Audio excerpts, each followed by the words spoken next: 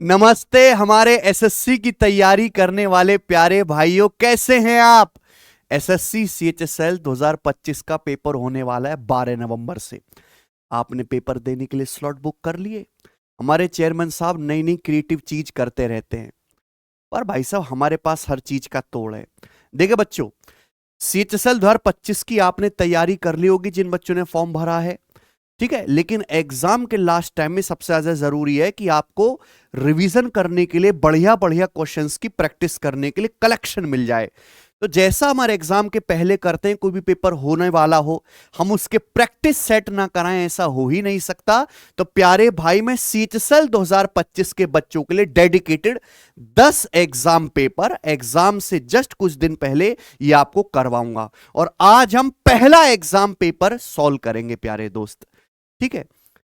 बिल्कुल relevant, exam oriented, fresh, ताजे, जो लेटेस्ट सवाल पूछे गए एसएससी के पेपर्स में, रेलवे के पेपर्स में और बाकी एग्जाम में, उन सभी सवालों को मैं कंपाइल करके बेहतरीन सॉल्यूशन के साथ एग्जाम ओरिएंटेड मैं आपको कराऊंगा।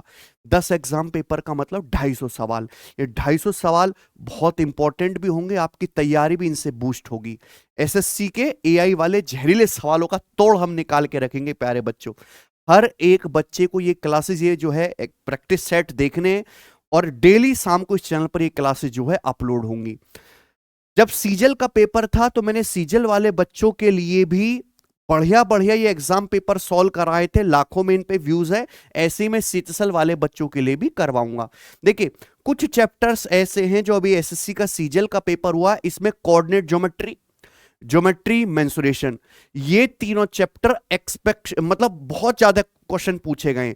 25 में से 7-8 सवाल केवल इन तीनों चैप्टर से। तो आपको इन पे कमांड ज्यादा बनानी है, और इसके मैंने मॉक टेस्ट में सवाल भी काफी डाले हैं, ठीक है प्यारे बच्चों। हर लेटेस्ट एग्जाम के सवाल है, कम बोल रहा हूं, आप ज्यादा समझो, ठीक है भाई। आपको प्रैक्टिस करनी है हमारे साथ साथ, बहुत फायदा होगा कि हमारे मुकाबले के प्रैक्टिस सेट उपलब्ध नहीं है कहीं भी, गारंटी हमारी। आप कंपेयर करके देखो बच्चों, हमारी अगर आप वेबसाइट पे जाएंगे, एप्लीकेशन पे, टेस्ट रैंकिंग पे, तो मॉक टेस्ट वाले सेक्शन में सीएचएसएल के भी आपका टीयर 1 ही होगा। प्रीवियस ईयर के भाई साहब कितने 146 टेस्ट फ्री डाले हुए हैं।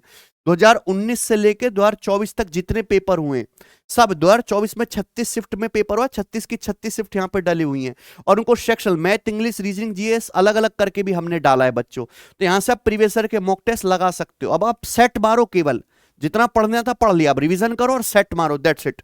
और ये तो एग्जाम पेपर आपको करना ही है। मैं केवल यहां आपको सवाल करके नहीं दिखाऊंगा, सवाल के पीछे की अप्रोच, उसका फॉर्मूला, उसका सोचने का तरीका, सब कुछ बताऊंगा। वैसे तो ये 15 मिनट में ही सॉल्व हो जाएगा, लेकिन मैं समय दूंगा मेरे प्यार भी, डिटेल में हर एक सवाल को बताऊंगा, जिससे कि आप कुछ सीखो मेरे भाई। केवल सवाल नहीं करना, सवाल के पीछे का थॉट प्रोसेस आपका डेवलप करवाना है। चलिए शुरू करते हैं। चैनल को सब्सक्राइब कर लेंगे मेरे भाई, ये सीरीज आपके लिए डेडिकेटेड है, सीएचएसएल वाले भाइयों के लिए। हां, एसएससी की हर एग्जाम की तैयारी करने वाले बच्चे इन सवालों को, इन एग्जाम पेपर को लगा सकते हैं, क्योंकि एसएससी का एग्जाम में एक जैसे, एक तरीके के, एक लेवल के सवाल आते हैं। आ जाइए बच्चे, पहला क्वेश्चन आपके सामने है, ये बताइए। अजय और सूरज एक बगीचे में क्रमशः 45 और 40 मिनट में पानी दे सकते हैं। उन्होंने साथ मिलकर काम करना शुरू किया, लेकिन कुछ देर बाद अजय क्रिकेट मैच देखने चला गया, ठीक है। सूरज ने अगले 23 मिनट में जल्दी से काम खत्म किया, सूरज ने, और अजय के साथ जुड़ गया, ठीक है, मैच देखने के लिए। अजय कितने मिनट बाद गया था? सब बच्चों को सवाल समझ में आ गया? टाइम एंड वर्क का क्वेश्चन है, बेहतरीन तरीके से लिखा हुआ है। तो दो लोग हैं, अजय और सूरज, ठीक है। फ्रैक्शन से भी हो सकता है, एलसीएम मेथड भी यहां पे लग जाएगा भाई, वो भी बता देता हूं मैं। अजय जो है बगीचे में पानी कितने मिनट में दे सकता है? 45 मिनट में, और सूरज 40 मिनट में। अब इनका एलसीएम क्या आ जाएगा ये बताओ आप। एलसीएम क्या आ जाएगा 45 40 का? 45 40 में 5 कॉमन है, 5 नाम 45, 40 का मतलब 5 अट्ठे 40, तो ये आ जाएगा एलसीएम 360। 360 आपका एलसीएम आ गया, माना कि जैसे टोटल वर्क है 360 यूनिट, ठीक है। तो अजय 1 मिनट में कितना काम करेगा? 360 बटे 45 8। सूरज 1 मिनट में कितना काम करेगा? 360 बटे 40 9। ये दोनों की एफिशिएंसी आ गई, कोई दिक्कत? अब सवाल में बोला है कि उन्होंने साथ मिलकर काम शुरू किया, मान लो जैसे यहां पे काम शुरू हुआ, यहां पे जाके एंड हुआ, ठीक है भाई। अब दोनों ने, अजय और सूरज ने साथ में मिलके काम शुरू किया बगीचे में पानी डालने का। लेकिन कुछ देर बाद अजय क्रिकेट मैच देखने चला गया, मैच शुरू हो गया, अजय चला गया मैच देखने। सूरज ने अगले 23 मिनट में जल्दी से काम खत्म किया, यानी कि इस टाइम के बाद सूरज ने नेक्स्ट 23 मिनट में पूरा काम एंड किया है। तो और फिर काम जल्दी से खत्म करके अजय के साथ मैच देखने आ गया। अजय कितने मिनट बाद गया था, यानी कि आपसे ये टाइम पूछा है, इतने टाइम के बाद अजय छोड़ के चला गया, ये टाइम आपसे पूछा है। अब आप एक बात बताओ, अजय तो छोड़ के चला गया, बचा काम तो सूरज ने 23 मिनट में किया है। सूरज 1 मिनट में कितना काम करता है, 9 यूनिट। तो सूरज ने 23 मिनट में कितना काम किया होगा, 23 निम्मा 207। लेकिन टोटल काम तो 360 है, 360 में से 207 काम अकेले सूरज ने किया, तो बचा कितना, 153। यानी कि बचा 153 यूनिट काम अजय और सूरज दोनों ने मिलकर किया होगा। दोनों मिलकर काम कितनी एफिशिएंसी से करेंगे, 8 और 9 17 एफिशिएंसी के साथ 153 यूनिट काम करने में कितना समय लगे, 17 निम्मा 100। यानी कि अजय सूरज ने मिलकर 9 मिनट तक काम किया था, 9 मिनट बाद अजय छोड़ के चला गया। तो आंसर है ए ऑप्शन आ जाएगा। ठीक है बच्चों, बेहतरीन सवाल है। आइए, if line passing through 3, with slope 4, find Y intercept. Y intercept मतलब लाइन वाई एक्सिस को कहां पे काट रही है, उसकी ओरिजिन से डिस्टेंस बताओ। देखो, अगर किसी लाइन का स्लोप पता है और उसका वाई इंटरसेप्ट पता है, तो लाइन की इक्वेशन होते हैं वाई बराबर एम एक्स प्लस सी।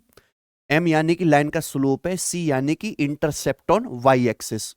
अब यहां पे लाइन का स्लोप जो है प्यारे बच्चों कितना है, 4 है। तो इस लाइन की इक्वेशन क्या आएगी, वाई बराबर 4x प्लस सी। हमें इसमें क्या निकालना है, सी का मान निकालना है, वाई अंतःखंड। ये लाइन पॉइंट 3, -1 से गुजर रही है, तो ये लाइन उसको सेटिस्फाई करेगी। रख दो वाई की जगह -1, एक्स की जगह 4 तिया 12, ठीक है, प्लस सी। तो यहां पे सी की वैल्यू कितनी आ जाएगी, 12 आ जाएगा, लेफ्ट साइड में माइनस का 13, यानी कि ये -13 वाई इंटरसेप्ट आ गया। ए ऑप्शन है ना, बिल्कुल बेसिक सवाल।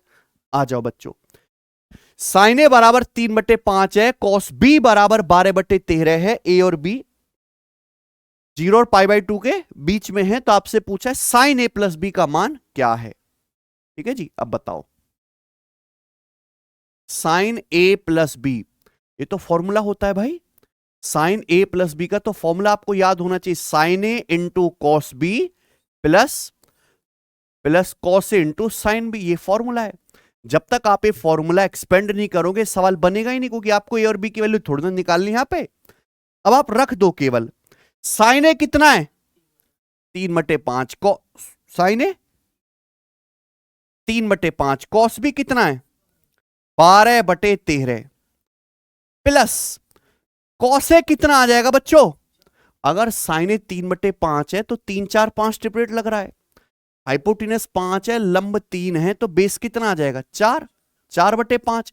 साइन बी कितना आएगा, निकाल लोगे ना जल्दी से भाई, कॉस बी, कॉस का मतलब आधार बटे कर्ण, साइन का मतलब लंब बटे कर्ण। तो यहां पे 5 12 13 का ट्रिपलेट लग गया, परपेंडिकुलर कितना आ जाएगा 5/13। तो 13 पंजे 65 आपका बच्चों एलसीएम।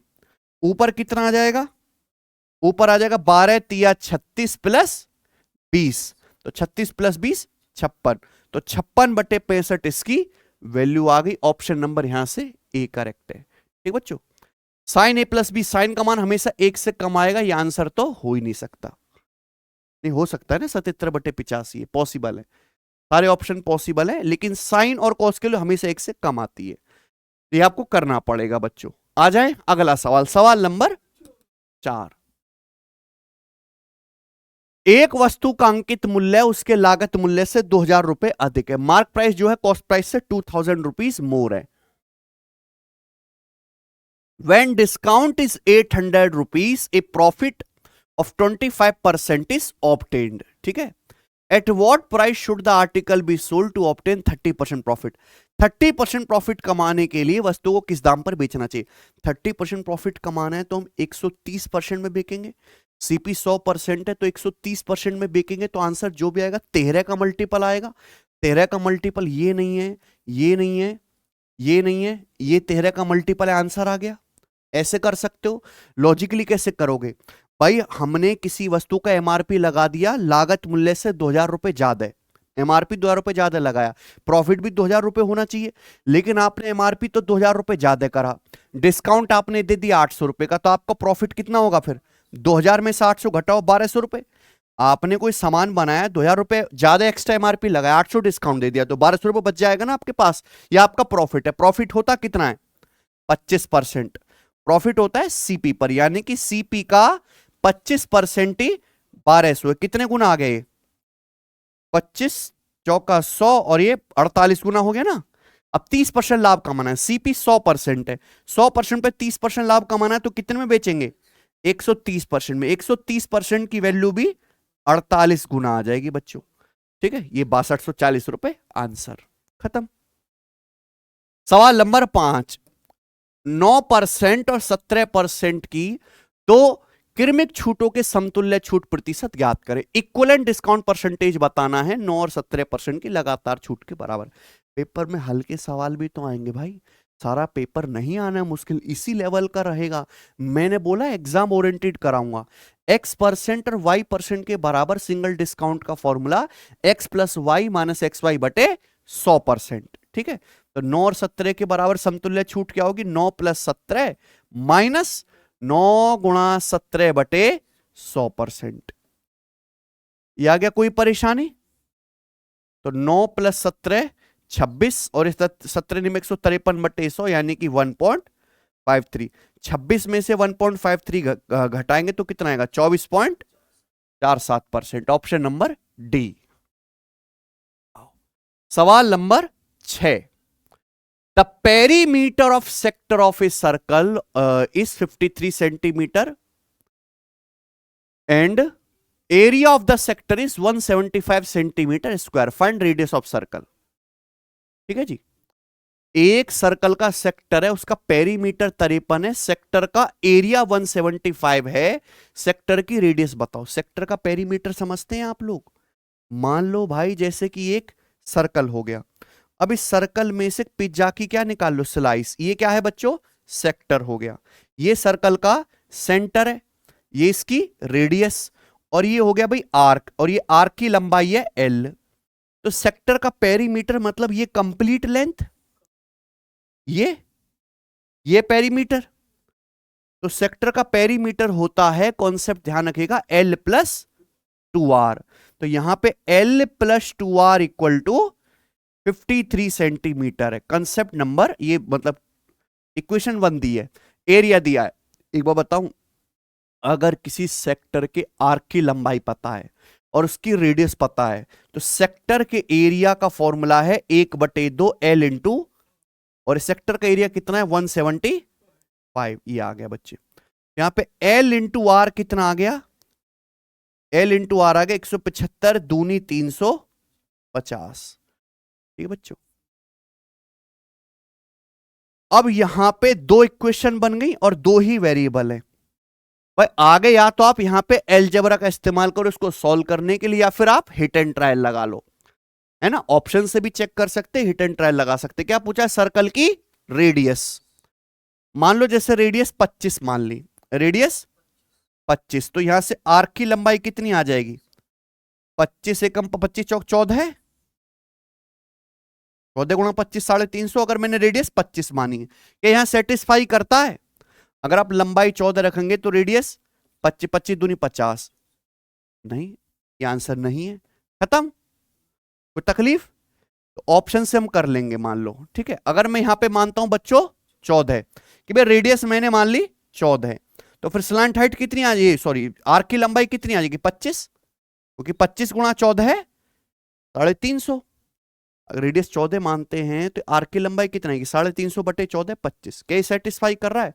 आर्क की लंबाई 25 है, रेडियस 14, 14 दूनी 28, 25 प्लस 28 बराबर, सेटिस्फाई कर गया। तो भाई वृत्त की त्रिज्या है, बात खत्म। ठीक है ना बच्चों, ऐसे कर ले, बेस्ट तरीका है। सवाल नंबर आपके सामने यहां पर 7, बताइए। The average age of a number of person in a group was calculated as 35 years.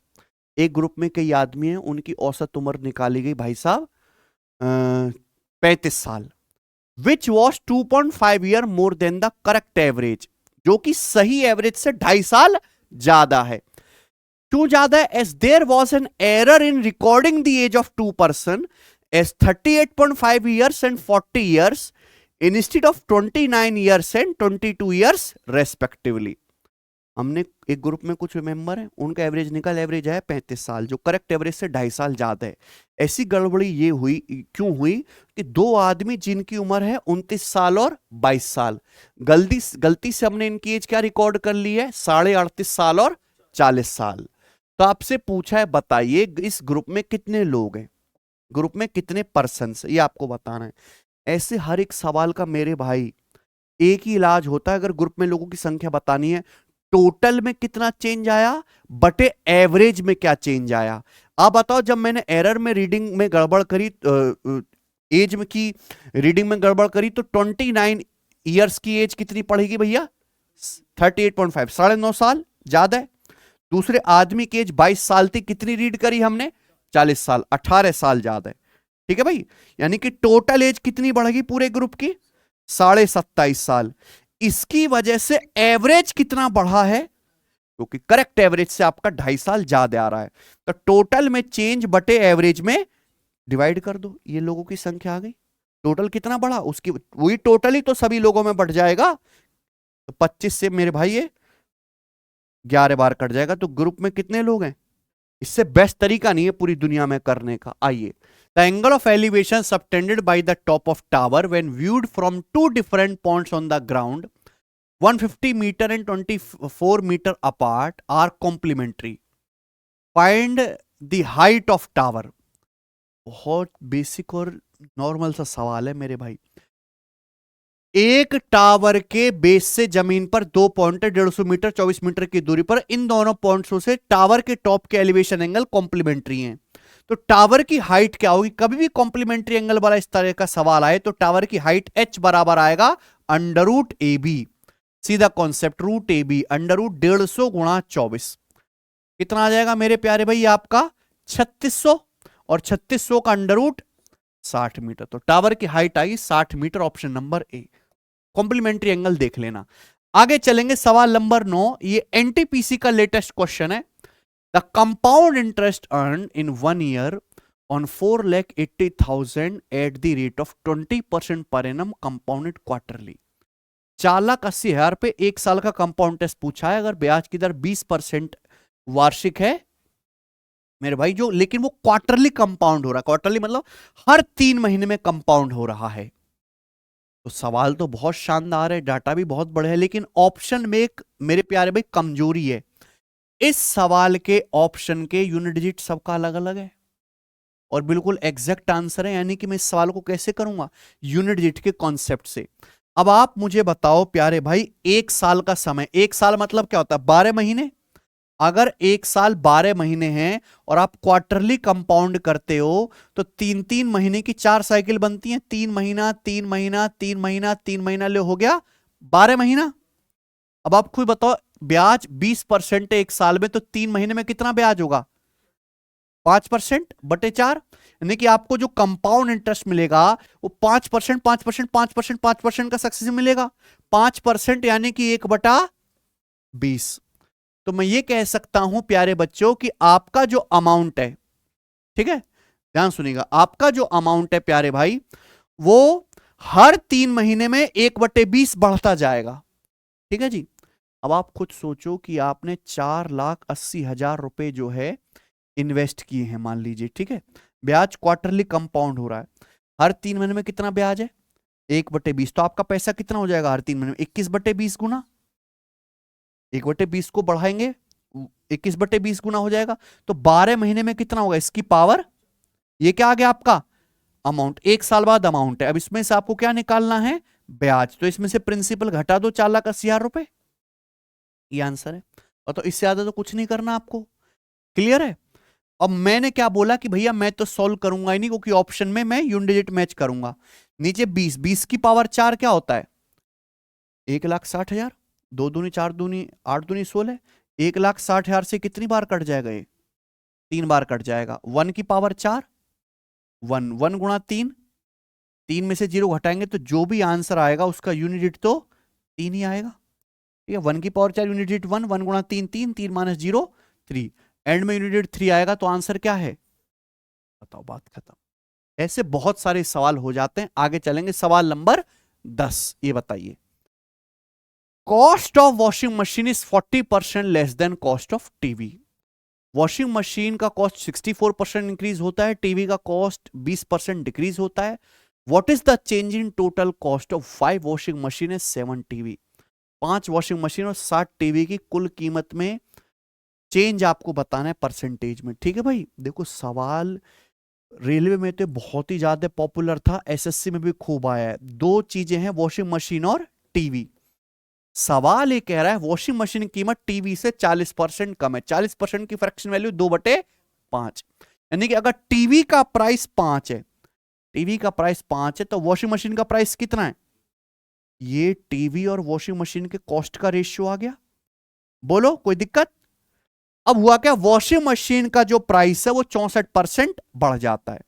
Washing machine की कीमत 64% बढ़ जाती है। उसके बाद टीवी की कीमत जो है वो 20%, तो टीवी का प्राइस 20% कम हो जाता है। आगे ये 5 वॉशिंग मशीन और 7 टीवी के प्राइस में परसेंटेज चेंज क्या आएगा? तो 5 वॉशिंग मशीन का प्राइस यानी कि 5 से गुणा, और 7 टीवी की कीमत क्या होगी? 7 से गुणा। इस प्राइस में आपको नेट चेंज निकालना है। 5 वॉशिंग मशीन लेनी है तो इसलिए 5 से गुणा कर दी, 7 टीवी का प्राइस लेना है 7 से गुणा कर दी। तो आप ध्यान से देखो कि यहां 1 5 से 1 5 कट जाएगा, तो रेशियो क्या है मेरे भाई? 3:7। तो 5 वॉशिंग मशीन और 7 टीवी के कॉस्ट का रेशियो 3:7 है, और ये परसेंटेज चेंज हो रहा है। तो कुल परसेंटेज चेंज कितना आएगा मेरे भाई? नेट परसेंटेज चेंज कितना आएगा?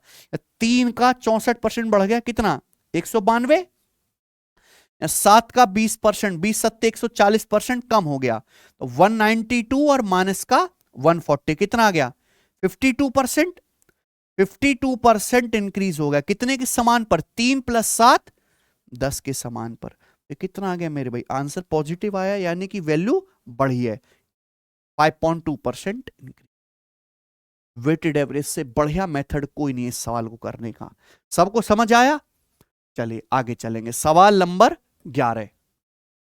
A person divided a sum of 17,200 into 3 parts and invested at 569% per annum simple interest. At the end of 2 years, he got the same interest on each part of money. 2 साल के and में तीनों हिस्सों पर उसे समान ब्याज मिला है। तो आपसे पूछा 9% ब्याज दर पर कितना पैसा इन्वेस्ट किया। देखो, एक आदमी के पास 70,200 रुपए थे, 3 हिस्से करे, 3 हिस्से इन्वेस्ट कर दिए अलग अलग रेट ऑफ इंटरेस्ट से, लेकिन 2 साल में आपको हर जो है हिस्से पर ब्याज सेम मिला है। तो आप मुझे एक बात बताइए, सिंपल इंटरेस्ट होता क्या है? सिंपल इंटरेस्ट है प्रिंसिपल गुणा रेट परसेंट गुणा टाइम, यही बात है। अगर आप यहां पे ध्यान से देखो तो टाइम सेम है, ये क्या चल गया भाई? हाँ चलो, सिंपल इंटरेस्ट सेम है, सॉरी टाइम सेम है। तो अगर टाइम सेम है मेरे प्यार भी, तो सिंपल इंटरेस्ट डायरेक्टली किस पे डिपेंड करेगा? प्रिंसिपल गुणा, ठीक है भाई।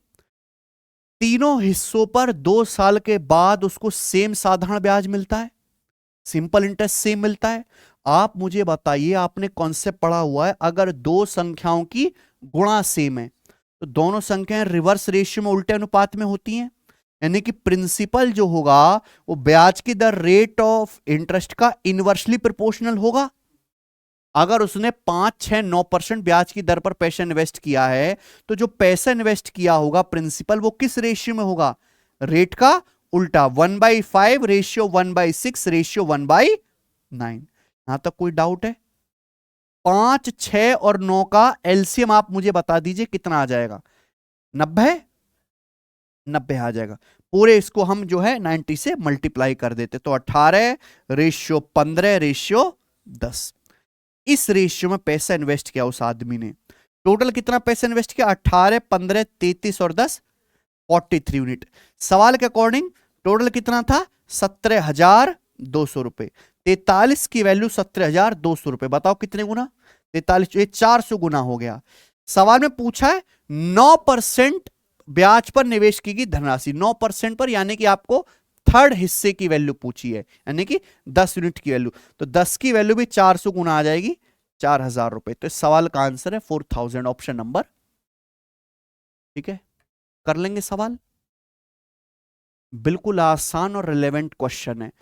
To circle are touching internally, how much common tangent do they have? दो सर्कल आंतरिक रूप से स्पर्श करते हैं तो उनमें कितनी कॉमन टेंजेंट होंगी? एक। आंसर क्या आएगा? एक। भाई ऐसे सवाल भी आ जाते हैं, मान लो जैसे दो सर्कल हैं, ये एक दूसरे को कहां, यहां पर टच कर रहे हैं, एक ही पॉइंट पर, इंटरनली टेंजेंट, तो इनकी एक ही कॉमन टेंजेंट होगी ये वाली। अगर एक्सटर्नली मेरे प्यारे भाई ये टच करते दो सर्कल, मान लो सवाल आता है दो सर्कल एक्सटर्नली टच करते हैं तो कितनी कॉमन टेंजेंट आप खींच सकते हो उनकी? 3। तो आंसर आ जाता 3। इस सवाल का आंसर 1 है। आइए सवाल नंबर 13 बनाओ। Jitesh sold an article at a loss of 11%. If he had bought the item at 5% less and had sold it for 739 rupees more, then he would have gained 20%. Find the CP of article. ये बहुत famous सवाल है वाला, ध्यान सुनिएगा। मान लो जैसे CP है, ये क्या है? एसपी।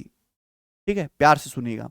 सवाल है जितेश ने एक वस्तु को 11% लॉस पर बेचा। मान लो किसी वस्तु का कॉस्ट प्राइस है 100 यूनिट, उसे 11% लॉस पर बेचा। 100 के सामान पे 11% लॉस होगा तो सामान बिका कितने में? 89 में बिका। 100 पे अगर 11 का लॉस हुआ तो सामान बिक रहा है 89 यूनिट में। यदि उसने वस्तु को 5% कम में खरीदा होता तो 100 से 5% कम यानी कि कितना? 95। अगर उसने सामान को 95 में खरीदा होता और 739 रुपए अधिक में बेचता, जिस प्राइस में पहले बेच रहा था उससे 739 रुपए ज्यादा में बेचता, तो उसे 20% का लाभ होता। भाई अब सामान खरीद कितने में रहा है? 95 में। 95 में खरीद रहा, अगर उसे 20% का लाभ होता तो 95 का 20% कितना होता है? 19। 20% 1/5, 95 का 1/5 19। तो 95 में 19 जोड़ देंगे, कितना आ जाएगा? तो अब सामान कितने में बिकेगा? तो जो सामान पहले 89 यूनिट में बिक रहा था वही सामान अब कितने में बिका? कितने ज्यादा में बिका मेरे प्यारे भी बताइए? 25 यूनिट। तो 25 यूनिट की वैल्यू ही सवाल में कितनी है? 739 रुपए अधिक में बेचने। 25 की वैल्यू 739 आ गई। पूछा क्रिय मूल्य 100 यूनिट, तो 25 की वैल्यू 739 है, तो 100 यूनिट की वैल्यू क्या आएगी? 739 का 4 गुना, 25 का 4 गुना 100 होता है। तो ये आपका आंसर आ जाएगा भैया। 4 नाम 36 एंड में 6, ये आंसर है। बोलो। सवाल नंबर 14। कम बोल रहा हूं, ज्यादा समझिए, उसी एग्जाम का सवाल है जो अभी लेटेस्ट हुआ है। ठीक है भाई, दिया गया है x प्लस 1/x 4, x की पावर 6 प्लस 1/x की पावर 6 माइनस 3x की पावर 4 प्लस 1/x की power 4 plus 4x square plus 1/x square का मान ज्ञात कीजिए। अलजेब्रा का नॉर्मल है, बस यहाँ पे 2-3 सवालों को मर्ज कर दिया है। ठीक है भाई, कोई दिक्कत आनी नहीं चाहिए। अगर x प्लस 1/x 4 है तो पूरी दुनिया जानती है कि x square plus 1/x square की वैल्यू आएगी k स्क्वायर माइनस 2। फॉर्मूला है भाई, ये फॉर्मूला है, यानी कि 14 है। 14। अब पावर 2 के साथ साथ आपको पावर 4 भी निकालनी है, तो x की पावर 4 प्लस 1/x की पावर 4 का आएगा। फिर से फॉर्मूला, पावर 2 से पावर 4 में जाएंगे, प्लस से प्लस में, k स्क्वायर माइनस 2, 14 का स्क्वायर 196 माइनस 2 194। फिर मेरे प्यार भी क्या निकालना है? पावर 6, x की पावर 6 प्लस 1/x की पावर 6। आप एक बात बताओ, पावर 2 से अगर पावर 6 में जाना है तो क्यूब करना है। अगर x प्लस 1/x k है तो x cube plus 1/x cube क्या आएगा? k cube minus 3k, k cube minus 3k, यानी कि ये 14 का क्यूब 2744 में से 42 घटाएंगे तो 2700, तीनों की वैल्यू आ गई। हालांकि आप इतने समझदार होने चाहिए कि आपको कोने में ना लिखना पड़े, सीधा सवाल में रखा जाए। ठीक है ना, वो तो हम आपको बिल्कुल बेसिक से बताने, तो मैंने पूरा लिख दिया। कोई डाउट? तो यहां पे x की पावर 6 प्लस 1/x की पावर 6 की वैल्यू कितनी आ गई? माइनस x की पावर 4 प्लस 1/x की पावर 4 कितना है? 194। 194 का 3 गुना कितना आ जाएगा भाई? 570 और 12 582 और x square plus 1/x square 14 चौका 56। तो कितना आ जाएगा मेरे भाई? 2758 में से 582 घटाएंगे तो एंड में आपका 2758 में से 582 घटाएंगे तो एंड में 6 आएगा। तो ये आंसर तो है नहीं, ठीक भाई। आंसर बच्चे ए और सी। देखो ये 2758 हो जाएगा, इसमें से 582 अगर आप घटाओगे तो आंसर 2200 के करीब आएगा। तो 2400 वाला आंसर तो है नहीं, और एंड में यूनिट क्या आएगा? तो ये वाला आंसर हो जाएगा ए ऑप्शन। कोई डाउट है? आगे आ जाइए। सवाल नंबर है आपके सामने यहां पर 15। देखिए नया सवाल है, ठीक है, ज्योमेट्री का। ट्रायंगल एबीसी में डी और ई एसी और बीसी के बिंदु हैं, डीई एबी के पैरेलल है। एफ सी पर एक ऐसा पॉइंट है कि डीएफ जो है वो ए के पैरेलल है, ठीक है भाई। एफ ई 12 है, बीई 28 है, तो आपसे पूछा है सी एफ की लंबाई क्या है। तो सबसे पहले डायग्राम बना लेते हैं तो ही समझ में आएगा कि सवाल कह क्या रहा है। अब यहां पे डी ए बी के पैरेलल है, तो भैया मैंने बना लिया इस तरीके से, ए बी के समांतर लाइन खींचनी है तो मैंने ए बी को नीचे रखा। अब आप ये लाइन खींच लो, कोई डाउट आएगा नहीं, ठीक है। ये है मेरे प्यारे भी डीई, ये तो बोला डीई जो है एसी पर है और ई बीसी पर है, और ये दोनों लाइन जो हैं एक दूसरे के समांतर है, डीई ए बी के पैरेलल हो गया। अब सवाल है एफ सीई पर एक ऐसा पॉइंट है कि डीएफ एई के पैरेलल है, तो ये वाली लाइन होगी बच्चों एई, स्टूडेंट ये वाली लाइन एई होगी। अब ये है सीएफ, सीएफ पर कोई पॉइंट ई ऐसा है, ये सॉरी उल्टा लिख दिया मैंने, सीई पर कोई पॉइंट है एफ है जी। सी पर एक पॉइंट एफ ऐसा है कि ये जो लाइन है डीएफ ये किसके पैरेलल है? ए के पैरेलल, यानी कि दोनों लाइन पैरेलल होंगी। कोई डाउट? डीएफ और ए पैरेलल आ गया। सवाल में बोला है एफ ई की लंबाई 12, एफ ई ये वाली लंबाई है 12। आगे बोला है बीई की लंबाई 28। तो आपसे क्या पूछा है बच्चों? सीएफ की लंबाई आपसे पूछी, यानी कि यहां पे डबल डबल थेल्स थ्योरम लगेगी, दो दो बार थेल्स थ्योरम लगानी पड़ेगी। थेल्स थ्योरम आप सभी को पता है कि अगर एक ट्राइंगल में आप किसी भी भुजा के पैरेलल दूसरी लाइन खींचोगे तो लेफ्ट और राइट साइड का रेशियो सेम होना चाहिए। सबसे पहले तो यहां पे छोटा ट्राइंगल लेंगे, ये ट्राइंगल, आप इस त्रिभुज को देखो, इस त्रिभुज को देखो, सी ए ई दिख रहा है, इसमें वाली लाइन पैरेलल है, तो जो इनका रेशियो होगा वही इधर भी रेशियो आना चाहिए। कोई डाउट है?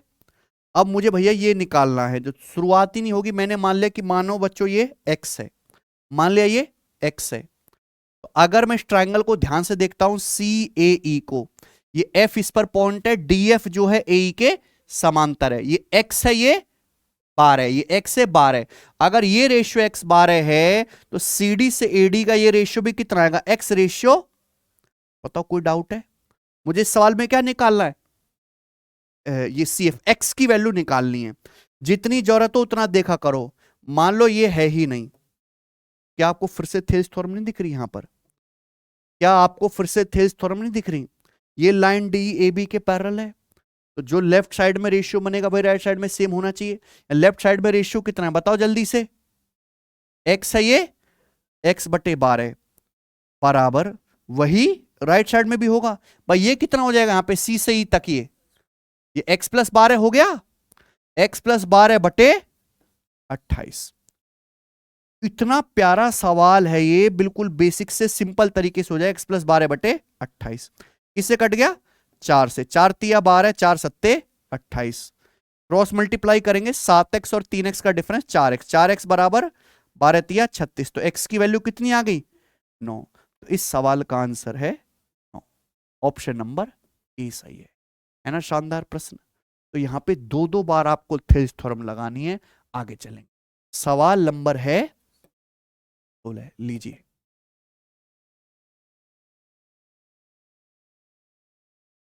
The present population of A village is 45840। Number of male increases by 25%, female increases by 15%. Population of village will become 55284. What is the difference between the number of male and that of female in the present population of village? गांव की वर्तमान जनसंख्या में पुरुष और महिलाओं की जनसंख्या में कितना अंतर है? गांव की वर्तमान जनसंख्या में मेल फीमेल का डिफरेंस क्या है? इस सवाल का मैं आपको ऐसा तरीका बताऊंगा ऐसे सवालों को करने का जो आपने आज तक नहीं देखा होगा मेरे भाई। बहुत से बच्चे इस सवाल को क्या करेंगे, परसेंटेज ब्रेक मेथड से। ज्यादा बच्चे यहां पे एलिगेशन लगाएंगे क्योंकि आपसे क्या पूछा है, मेल फीमेल की संख्या का डिफरेंस। मैं आपको ऐसा जुगाड़ बता दूं कि मेल फीमेल की संख्या निकालने की जरूरत ही नहीं है, डायरेक्ट डिफरेंस निकालो। भाई एक गांव है, गांव की प्रेजेंट पॉपुलेशन कितनी है? 45,840। गांव में मेल भी रहते हैं और फीमेल भी रहते हैं। अब आप मुझे बताओ पुरुषों की संख्या कितनी बढ़ी, फीमेल की संख्या कितनी बढ़ी है? मेल 25% बढ़े, फीमेल 15% बढ़ी। गांव की आबादी कितनी होगी? 55,284। तो गांव की आबादी 45,840 थी, तो गांव की आबादी 55,284 होगी। आबादी बढ़ी कितनी मेरे भाई गांव की?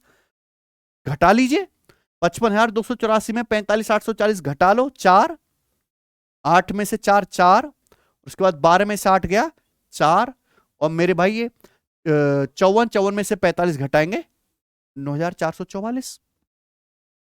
मेल पॉपुलेशन कितनी बढ़ी? 25%। फीमेल पॉपुलेशन कितनी बढ़ी? 15%। गांव की कुल आबादी बढ़ी कितनी है? 9444। कोई डाउट है यहां तक? सब कुछ समझ में आया? आपसे क्या पूछा है? मेल फीमेल की प्रेजेंट पॉपुलेशन का डिफरेंस निकालना है।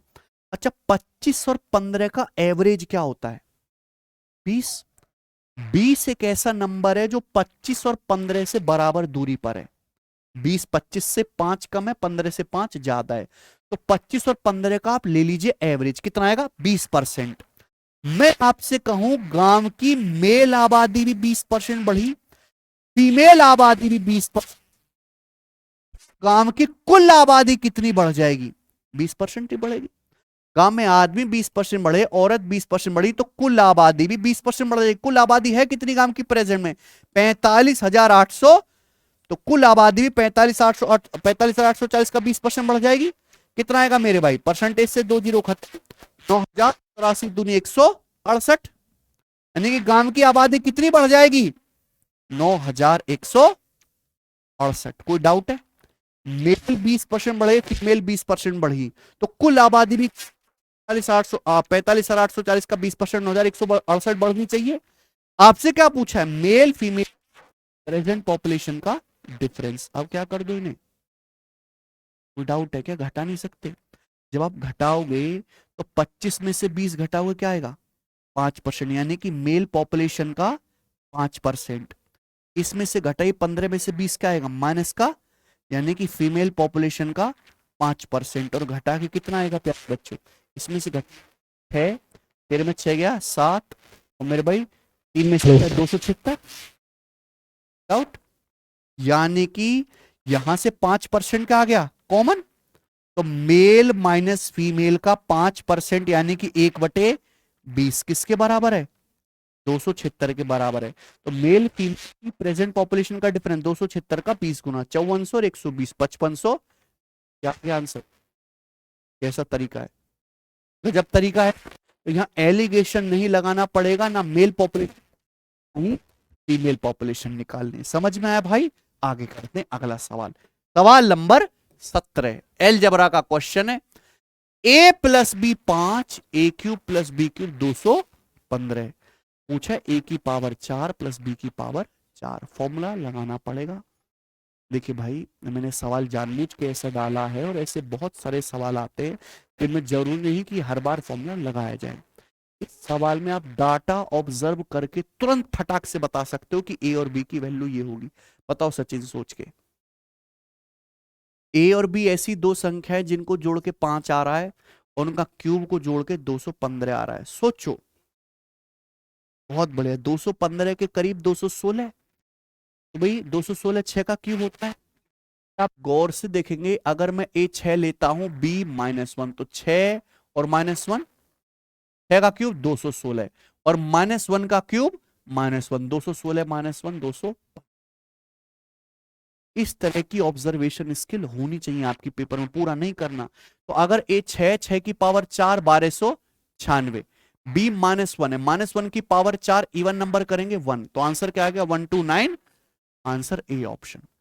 कोई फॉर्मूला की लंबा लंबा आपको लगाने की जरूरत नहीं है। आगे चलें, सवाल नंबर 18 बनाइए बच्चे। पार्टनरशिप का क्वेश्चन है। रिसेंट प्रवीण और हेमंत मिलकर एक बिजनेस शुरू करते हैं। प्रवीण 5 महीने के लिए हेमंत से 88,000 रुपए ज्यादा इन्वेस्ट करता है, जबकि हेमंत 6 महीने के लिए पैसा इन्वेस्ट करता है। कुल 60,000 प्रॉफिट में प्रवीण का हिस्सा हेमंत से 1960 रुपए अधिक है। तो आपसे पूछा प्रवीण द्वारा इन्वेस्टेड अमाउंट क्या है। दो लोग हैं, प्रवीण और हेमंत। पूछा प्रवीण ने कितना पैसा इन्वेस्ट किया है। देखो, सब बच्चे जानते हैं कि भैया एक बिजनेस में प्रॉफिट जो है वो डायरेक्टली इन्वेस्टमेंट गुणा टाइम के प्रोपोर्शनल होता है। बात सही है। तो हमें क्या निकालना है यहां पर, इन्वेस्टमेंट कैसे आएगा, प्रॉफिट के रेशियो को टाइम के रेशियो से डिवाइड कर दो, आ जाएगा इन्वेस्टमेंट। देखो, टाइम तो यहां पर बताया ही गया है बच्चे कि प्रवीण ने पैसा कितने महीने के लिए, 5 महीने के लिए, हेमंत ने 6 महीने के लिए। टाइम तो बताया गया, यानी कि मुझे इन दोनों के क्या प्रॉफिट का रेशियो निकालना है। प्रवीण और हेमंत को प्रॉफिट किस रेशियो में हुआ वो पता करना पड़ेगा। लेकिन परेशानी क्या है कि यहां पर एग्जैक्ट वैल्यू दी है। कुल प्रॉफिट कितना है, 7,632। इसमें प्रवीण का जो शेयर है प्रॉफिट में वो हेमंत से कितना ज्यादा है, 1908 ज्यादा है। तो जब आपको रेशियो ही निकालना है तो आप इस एक्चुअल वैल्यू को भी रेशियो ले लो। आप बताओ, 1908 से 7632 कट रहा है, कटेगा तभी सिंपल होगा, वरना रेशियो बहुत भयानक आएगा। अभी 19 चौक 4 बार चल गया, 4 बार कट गया कि नहीं कट गया।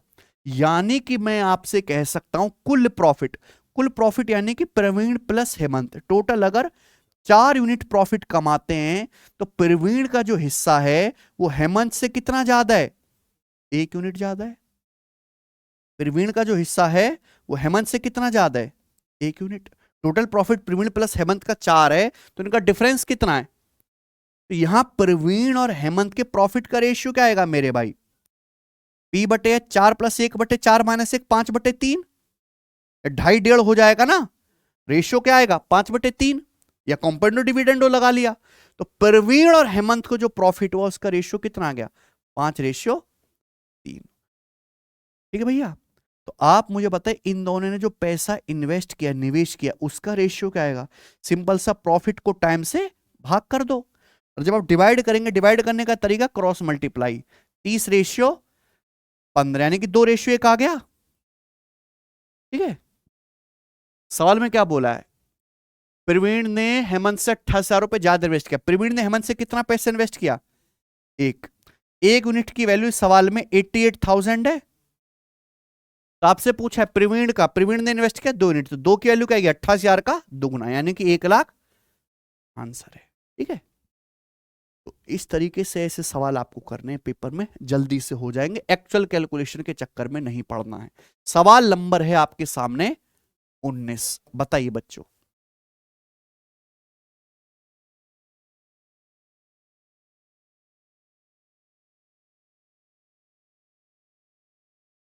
सवाल 19 त्रिकोणमिति का सवाल है मेरे भाई, लेटेस्ट अभी आया है एसएससी के पेपर में। साइन ए प्लस कॉस ए बराबर 4/3 पूछा गया, साइन क्यूब ए प्लस कॉस क्यूब ए। तो साइन क्यूब ए प्लस कॉस क्यूब ए यानी कि ए क्यूब प्लस बी क्यूब। भाई ए क्यूब प्लस बी क्यूब का फॉर्मूला क्या आ जाएगा बताओ। ए क्यूब प्लस बी क्यूब का फॉर्मूला आएगा ए प्लस बी, यानी कि sign A plus cos A into sine square A plus cos square A 1 minus sign A into cos A. कोई doubt है। साइन क्यूब ए प्लस कॉस क्यूब ए का बहुत important basic सा formula है, sign A plus cos A into bracket में sine square ए plus cos square, इसको direct क्या लिख दो 1 minus sign A into cos A. सवाल में साइन ए प्लस कॉस ए की वैल्यू आपको ये दी हुई है 4/3। तो आपको अगर ये क्वेश्चन सॉल्व करना है बताओ बच्चों, तो आपको क्या निकालना पड़ेगा, साइन इंटू, जब तक साइन इंटू कॉस नहीं आएगा ये सवाल रत्ती भर सॉल्व होगा नहीं। लेकिन सवाल में दिया क्या है, साइन प्लस कॉस 4/3, तो साइन इंटू कॉस कैसे आएगा, दोनों तरफ से स्क्वायर करके। आपको कॉन्सेप्ट याद होना चाहिए मेरे भाई, दोनों तरफ से स्क्वायर करूंगा, ए प्लस बी के स्क्वायर का फॉर्मूला लगाएंगे, sine square A plus cos square A 1 plus 2 sign A cos A बराबर 4/3 का स्क्वायर 16/9। तो यहां से 2 साइन ए कॉस ए क्या आएगा, 16/9 में से उधर राइट साइड में से 1 घटाएंगे 7/9 हो जाएगा, 16/9 में से 1 घटाएंगे तो साइन इंटू कॉस कितना आ गया बच्चों, यहां से 7/18। तो कोई डाउट तो है ही नहीं सवाल में, सबको समझ में आ गया। तो यहां पे हम ये रख देते हैं 1 माइनस 7/18। तो 1 माइनस 7/18 कितना आ गया बच्चों, 11/18। तो 11/18 आ गया, यानी कि 44/54, 2 से काटेंगे 22 बटे, तो इस सवाल का आंसर है 22/27। ऑप्शन नंबर यहां पर ए है। कैसा सवाल है, बढ़िया सवाल है, थोड़ी सी क्रिएटिविटी हमने लगाई, ठीक है ना। अभी लेटेस्ट आया है, आगे चलते हैं। सवाल नंबर 20। मैं हर सवाल में अपनी क्रिएटिविटी ऐड करता हूं और अच्छा बन जाता है, बनाएंगे। एक संख्या को 552 से भाग करने पर शेषफल क्या आता है, 75। उसी संख्या को 24 से डिवाइड किया जाए तो शेषफल क्या होगा। मान लो कोई संख्या n है, ठीक है ना। तो जब हम किसी संख्या n को 552 से भाग कर रहे हैं तो भाग करने पर रिमाइंडर क्या आया है, 75 आया है, कोई डाउट नहीं इसमें। अगर उसी सेम नंबर को यानी कि n को ही हम किससे भाग करें, 24 से, 24 से भाग करने पर रिमाइंडर क्या आएगा, तो 552 का ही फैक्टर है 24, 24 दूनी 48, 7 24 72। तो रिमाइंडर के लिए क्या करना, केवल इस 75 को भाग कर लो 24 से, 24 72, रिमाइंडर क्या आ जाएगा 3। आंसर है। बताओ इससे सरल कोई सवाल है दुनिया में, नहीं। सवाल नंबर आपके सामने 21।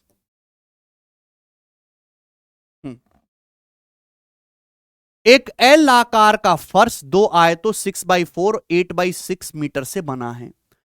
टाइलों की कीमत 450 रुपए वर्ग मीटर है, लेकिन 70 वर्ग मीटर से ज्यादा क्षेत्रफल पर टाइल लगाने पे 10% की छूट मिलती है। छूट के बाद कुल लागत कितनी है, बताइए बच्चे। हमारे पास एक एल आकार का फर्श है, उस पर टाइल लगवानी है, टाइल पे कितनी छूट मिलेगी, 10% की। छूट के बाद लागत कितनी है। एक बात बताइए मेरे भाई, ये जो एल आकार का फर्श है इसमें 2 आए थे, दोनों का कुल एरिया कितना आया, रेक्टेंगल का एरिया लंबाई गुणा चौड़ाई, तो इसका एरिया कितना आएगा 6 चौक 24, और इसका एरिया कितना आएगा 8 छिंग 48 वर्ग मीटर। तो 24 प्लस 48 कितना आ गया 72 मीटर स्क्वायर एरिया है। अब 72 मीटर स्क्वायर एरिया है, तो मेरे प्यारे में 1 वर्ग मीटर पे कितना खर्चा आता है 450 रुपए। तो 72 स्क्वायर मीटर एरिया पे अगर टाइल लगाने तो कितना खर्च आएगा, 72 गुणा 450 रुपए, ठीक है भाई। सवाल ये कह रहा है अगर एरिया 70 वर्ग मीटर से ज्यादा होगा तो खर्चे पर 10% का डिस्काउंट मिल जाएगा टाइल लगाने कॉस्ट पे। हमारा एरिया कितना आया है 72 मीटर स्क्वायर, 6 चौक 24 और प्लस 48 जोड़ के कितना आ गया 72 वर्ग मीटर। 70 से ज्यादा हो गया, यानी कि इस पैसे पे हमको डिस्काउंट मिलेगा कितना 10%। 100 पे 10% डिस्काउंट मिलेगा तो इसकी वैल्यू कितनी रह जाएगी 90%, 90% रह जाएगा। कोई डाउट, ठीक है। परसेंटेज से हम लोग 2 जीरो काट लेंगे। आंसर जो आएगा बच्चे वो 9 का मल्टीपल आएगा, ठीक है जी। तो 9 का मल्टीपल आपका आंसर होना चाहिए, ठीक है। ये 9 का मल्टीपल है, 2 2 4 4 8, 9 का मल्टीपल नहीं है। 4 1 7 2 9 ये भी है, 9 5 4 9 ये नहीं है। यानी कि या तो आंसर ए ऑप्शन है या फिर आंसर बी ऑप्शन है, ठीक है भाई। तो फिर क्या होगा इस सवाल का आंसर, ये वाला इस सवाल का आंसर नहीं आ पाएगा। ओके, इस सवाल के एंड में आ रही है 2 जीरो, 2 जीरो का मतलब 25 चौका 100। इस कैलकुलेशन में 25 है ही नहीं, 45 में केवल एक 5 है। बताओ 25 है क्या? जब तक 25 की 4 में गुणा नहीं होगी एंड में जीरो आ पाएगा? यहां पे तो 45 है मेरे भाई, एक ही 5 है, तो एंड में 2 जीरो मल्टीप्लाई में नहीं आएंगे, एक ही जीरो आएगी। तो आंसर क्या रहा? गुणा करने की जरूरत नहीं है बेटा, थोड़ा सा अगर दिमाग लगा लिया जाए। सवाल नंबर है आपके सामने यहां पर 22। 300 मीटर की हाइट पर उड़ता एक हवाई जहाज अपोजिट डायरेक्शन में स्थित दो नावों के अवनमन कोण 45 डिग्री और 30 डिग्री देखता है। दोनों नावों के बीच की दूरी ज्ञात कीजिए। देखो मेरे भाई, ये है समुंदर और मान लीजिए कि ये उड़ रहा है तुम्हारा यहां पर हवाई जहाज। ठीक है भाई, हवाई जहाज। और हवाई जहाज से मेरे प्यारे भाई आप दोनों तरफ दो नाव देखते हो। Aeroplane flying at a height of 300 metre. हवाई जहाज कितने हाइट पर उड़ रहा है? 300 मीटर की हाइट पर। इस notice the angle of depression of two boats located on opposite as 45 degree and 30 degree. तो मेरे भाई यहां से जब हम दो बोट को देखते हैं तो ऐसे देखेंगे, एक बोट इधर साइड है, एक बोट इधर साइड है, ठीक है ना। तो ये एंगल 45 डिग्री का है, तो ये कितना है बच्चों? 30 डिग्री का। हालांकि ये एंगल नहीं है, डिप्रेशन एंगल। डिप्रेशन एंगल क्या होता है, आप इसको यहां से देखेंगे तो ये एंगल जो बनेगा ये 45 डिग्री होगा। ये 45 डिग्री है तो ये एंगल भी 45 ही होगा।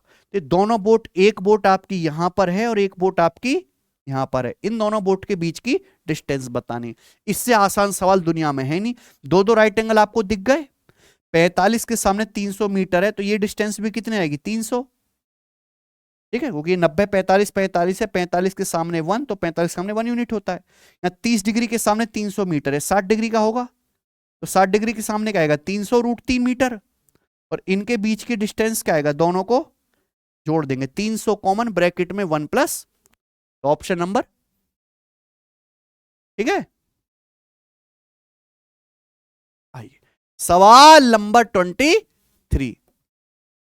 During a sale 30% of goods are sold at 40% profit. 20% of remaining goods are sold at 37% profit. Still remaining goods are sold at a loss of 48%.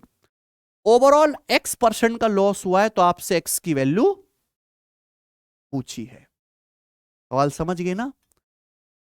सबको देखते ही समझ जाना चाहिए कि भाई हम अलग अलग सामान अलग अलग प्रॉफिट लॉस पे पूछ रहे हैं, बेच रहे हैं मेरे भाई। तो हमें ओवरऑल आपको जो सामान पे लॉस हुआ है वो आपको निकालना है, परसेंटेज में आंसर बताना है। तो भैया जैसे हमने मान लिया कि हमने 100 रुपए का सामान खरीद कर बेचा है, ठीक है भैया, 100 की 100 पे जो भी आंसर आएगा डायरेक्ट परसेंटेज में आ जाएगा, इजी परसेंटेज है ना। तो 100 का 30% कितना हुआ?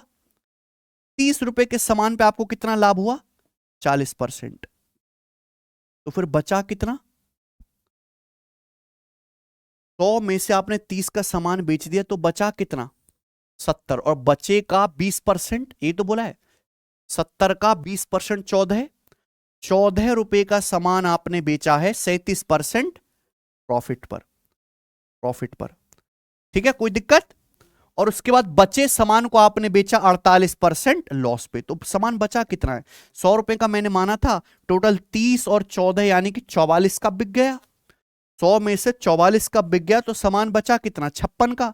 56 के सामान को आपने बेचा 48% के लॉस पर, तो यहां पे कितना लॉस हुआ? 56 का लॉस हुआ है, तो माइनस। तो ये आपका ओवरऑल आ गया। ये डायरेक्ट आपका आंसर आएगा मेरे प्यारे भाई, क्योंकि ये 100 पर है। 100 पे 100 रुपए का मान लीजिए आपने टोटल सेल करी है, 100 का 30%, 30 पे 40% प्रॉफिट, 14 पे 37%, बाकी जो बचा 56 उसको 48% लॉस पे बेचा है। अब ये कैलकुलेशन आपको करनी है, बताइए कितना आ जाएगा मेरे भाई? ये क्या आ जाएगा? परसेंटेज से 2 जीरो खत्म, 12, 14 गुणा 37 कितना आ जाएगा मेरे भाई? 420 और 84, 504 यानी कि 5.04, नहीं सॉरी, हाँ 14, ये 14 तिया बैल, 420 और 98 जोड़ेंगे, 420 में 98 जोड़ेंगे तो 518। 5.18 आएगा, परसेंट मतलब बटे 100। अब 56 गुणा 48 और करना है आपको, ठीक है ना। तो 56 गुणा 48 आपको करना है, तो 48 की 50 में गुणा कर लो 2400, और 48 छिक्का 288, यानी कि कितना आ जाएगा 2688, यानी कि, और 100 से भाग करेंगे 26.88, ठीक है ना। कि मैंने यहां पे देखा ना, ये डिजिटल सम यहां पे दो दो ऑप्शन के सेम हो रहे हैं, वरना मेरी कोशिश तो रहेगी कि मैं इस सवाल को डिजिटल सम से करता, पर इन दोनों का डिजिटल सम सेम आएगा, इन दोनों का सेम आएगा, इसलिए बनाना पड़ा। ठीक है भाई। अब बताइए 12 5 17.18, और इसमें से आप क्या घटाओगे 26.88 माइनस करोगे, तो आप मुझे बताइए क्या आ जाएगा आपका आंसर। डी ऑप्शन, ये आंसर आ जाएगा -9.7। ठीक है, माइनस का आंसर आया, इसका मतलब आपको ओवरऑल लॉस हुआ है, तो -9.7 करेक्ट है। तो इस तरह का कोई भी सवाल आए वो एक लाइन में हो सकता है अगर परसेंटेजेस इजी हैं। ठीक बच्चों, आगे आइए अगला सवाल, सवाल नंबर आपके सामने 24। In cyclic collateral ABCD, side AB and DC when produced meet at E. Side AD and BC when produced meet at F. AFC 21 degree है, BEC 49 डिग्री है, तो आपसे पूछा है एंगल BAD का मान क्या है। ठीक है जी, बहुत बढ़िया सवाल है, साइक्लिक कोलेटरल का, ध्यान से सुनिएगा, बेहतरीन क्वेश्चन मैंने डाला है। छोटा कर दिया थोड़ा सा सवाल। मान लो कि जैसे सर्कल है, ठीक है दोस्त, अब इस सर्कल के अंदर हमने ये साइक्लिक कोलेटरल बना दिया जी, इस तरीके से चक्र चतुर्भुज आप समझते हैं कैसा चतुर्भुज जिसके चारों वर्टेक्स जो हो वो सर्कल की परिधि पे हो, तो ये साइक्लिक कोलेटरल है। क्या नाम है इसका, ABCD। हमें भुजा AB और DC को बढ़ाना है, भुजा ABDC को बढ़ाना है ना, ऐसे बना लेते हैं ABCD। कोई समस्या इसमें। अब हमने भुजा AB को बढ़ाया है और DC को, जब आगे बढ़ाई जाते हैं तो कहां पर मिलती है, पॉइंट E पर, यहां मिलेगी पॉइंट E पर। देखना AB को बढ़ाने होगा A से B की ओर, DC को बढ़ाना है तो D से C की ओर बढ़ेगा। उसके बाद AD और BC जब बढ़ाई जाती है तो F पर मिलती है, तो हमें AD को बढ़ाना है AD ऐसे, और BC को, ये तो नीचे तो जगह कम पड़ रही है तो ऐसे कर लेता हूं, ऊपर नीचे कर देता हूं ये, ठीक है भाई, ABCD। कोई दिक्कत। हमें क्या करना है मेरे भाई, AD और BC को आगे बढ़ाना है तो F पर मिलती है, तो हमने भुजा AD को आगे बढ़ा दिया ये, और ये BC को आगे बढ़ा दे इस तरीके से, कहां पर मिल गई ये पॉइंट, F पर। तो चित्र बनाना भी अपने आप पे एक टास्क है आपके लिए। अब यहां पर क्या बोला है बच्चों, एंगल AFC, AFC, यानी कि ये वाला एंगल कितना है 21 डिग्री का। BEC यानी कि ये वाला एंगल कितने डिग्री का, ये 49 डिग्री का। तो आपसे क्या पूछा है, BAD यानी कि ये वाला एंगल आपसे ये पूछा है ना। ठीक है बच्चों, चलिए बताओ क्या आंसर होगा। ये बहुत बेहतरीन सवाल है, आप इसकी फिगर को अच्छे से देख लो कि एक साइक्लिक कोलेटरल की दोनों तरफ चौंचे बढ़ा दी, समझना, एक चक्र चतुर्भुज की दोनों तरफ चौंचे बढ़ा दी, ये एंगल दिया 21 डिग्री, ये एंगल दिया है 49 डिग्री, तो तीसरी चौंच ये बची है कोने में, इसकी जो वैल्यू होगी, इसका डायरेक्ट फॉर्मूला होता है 90 डिग्री माइनस इन दोनों का आधा, 90 डिग्री माइनस दोनों एंगल को जोड़ के आधा कर दीजिए, 90 degree minus theta plus alpha बटे 2, तो 21 प्लस 49 क्या आ गया 70, तो 90 में से 70 बटे 2 35 घटाएंगे, 90 में से 35 घटाएंगे तो कितना आएगा ये एंगल 55 डिग्री। तो इस सवाल का आंसर हो गया बच्चे बी ऑप्शन, 55 डिग्री सवाल का आंसर है। पर ये तो बहुत कम बच्चे कर पाएंगे जो बहुत डीप पे ज्योमेट्री पढ़ते हैं, बच्चे तो ज्योमेट्री नहीं पढ़ते तो कैसे कर पाएंगे भाई, बेसिक भी आना चाहिए, जैसे आपको एंगल निकालना है। तो मैंने मान लिया कि भाई ये वाला एंगल थीटा है, तो ये साइक्लिक कोलेटरल है, ये इसके अपोजिट एंगल है, तो इसको यहां पे एक्स्ट्रा एंगल बनेगा, ये भी थीटा होगा। साइक्लिक कोलेटरल में मान लीजिए चक्र चतुर्भुज है, ये वाला एंगल थीटा है, तो आप आगे बढ़ाओगे इसके अपोजिट, तो ये एक्स्ट्रा एंगल ये भी थीटा होगा, ये थीटा है तो ये एंगल भी थीटा है, वर्टिकल अपोजिट एंगल है ना, कोई डाउट, थीटा थीटा है, ये दो लाइन जब काटती है तो आमने सामने के एंगल बराबर होंगे। वैसे भी साइकिल इक्विलेटरल का ये भी एक्सटीरियर है, ये भी एक्सटीरियर है, थीटा थीटा। अब आप बताओ, ये थीटा है, ये 21 डिग्री। इस ट्राइंगल को देखो, C D F, theta degree 21 degree, तो इस ट्राइंगल का क्या हो गया भाई, ये कौन, तो ये कितना आ जाएगा, थीटा प्लस 21 डिग्री।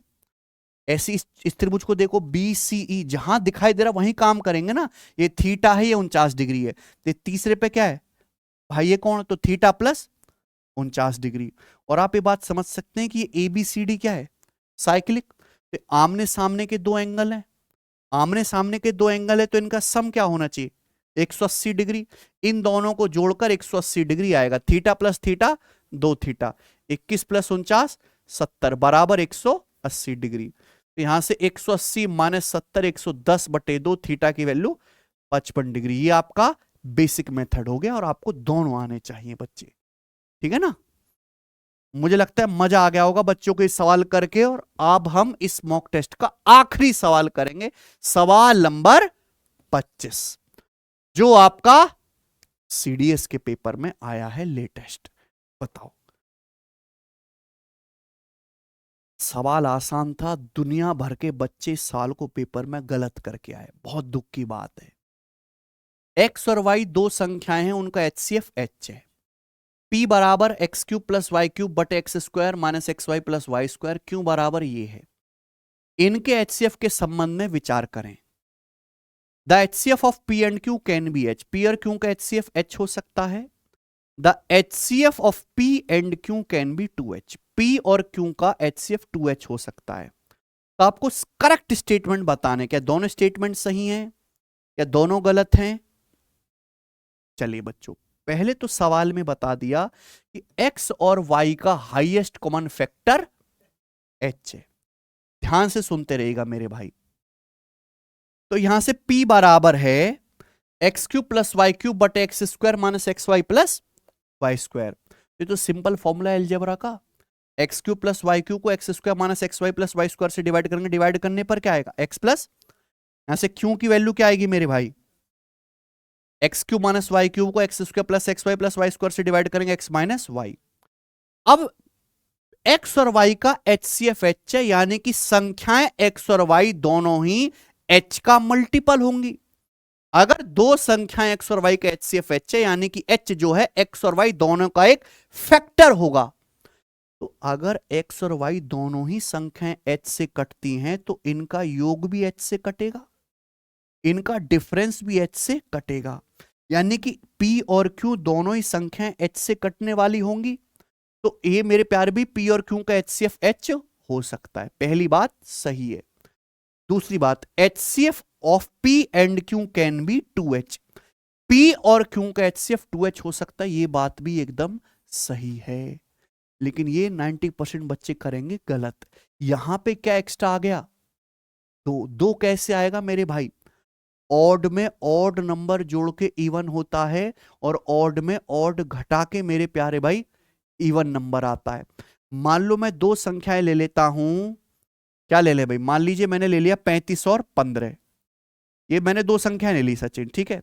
इनका HCF कितना आ जाएगा, 5, दोनों ही ऑड है, मैंने जानबूझ के ऑड लिए 5।